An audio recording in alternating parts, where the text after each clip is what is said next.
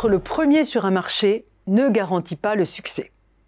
Ceux qui ont vécu les débuts d'Internet se souviennent d'AltaVista, le premier moteur de recherche de la toile. Mis en ligne en 1995, il était le plus complet des moteurs de recherche textuels. Mais il fut détrôné par Google, plus pertinent, qui avait indexé tout le web en 1998. De même, MySpace, longtemps premier site de réseautage social, fut dépassé par Facebook, doté d'une interface plus claire. Est-il préférable d'être first mover, c'est-à-dire premier entrant, ou fast follower, c'est-à-dire suiveur rapide, lorsque naît un nouveau marché?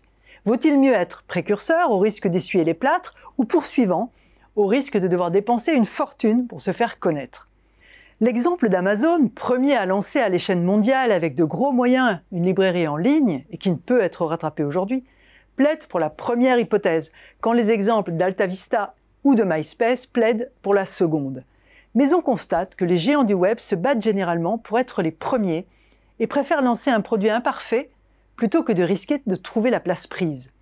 Dans la bataille de l'IA générative, où OpenAI, avec son ChatGPT, a tiré le premier, Google, Facebook, Elon Musk ou Mistral AI, qui avaient aussi des produits en développement, ont riposté presque instantanément, et bien malin qui pourrait dire qui l'emportera au final.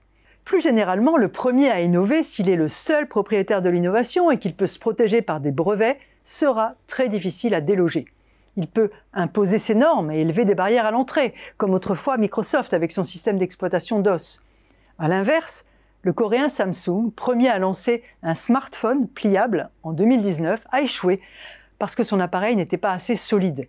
Il a dû le retirer du marché, tandis que Motorola et Huawei ont pu s'y installer. Dans une étude sur 50 produits innovants du XXe siècle, 2 chercheurs américains, Tellis et Golder, ont montré que dans près de la moitié des cas, les entreprises qui avaient développé le marché les premières avaient disparu. Les pionniers survivants ne détiendraient en moyenne qu'à peine 10% de leur marché respectif, et seulement 11% des leaders d'aujourd'hui seraient d'authentiques précurseurs. Car certaines sociétés usurpent leur réputation. Ainsi, on croit que Procter & Gamble a inventé les couches-culottes en 1961, alors que Paddy Pads existait dès 1949. Il y a 2 leçons à cette histoire. La première, c'est que dans l'économie traditionnelle, les pionniers sont rarement capables de transformer leur innovation en produits de grande consommation. Leurs modèles sont coûteux et souvent imparfaits, faute d'avoir pu interroger au préalable de vrais consommateurs, mais aussi parce qu'ils ne veulent pas modifier leur concept initial. Ce sont ceux qui reprennent l'idée juste derrière eux qui en tirent tout le parti. Ceux-là détiennent aujourd'hui, selon la même étude, 3 fois plus de parts de marché que les premiers arrivants. La deuxième leçon, c'est que les choses peuvent être différentes dans l'économie de l'Internet. Dans ce monde particulier, il semble que le précurseur ait de meilleures chances que les suiveurs, à cause de l'effet démultiplicateur du réseau et du montant des investissements à engager.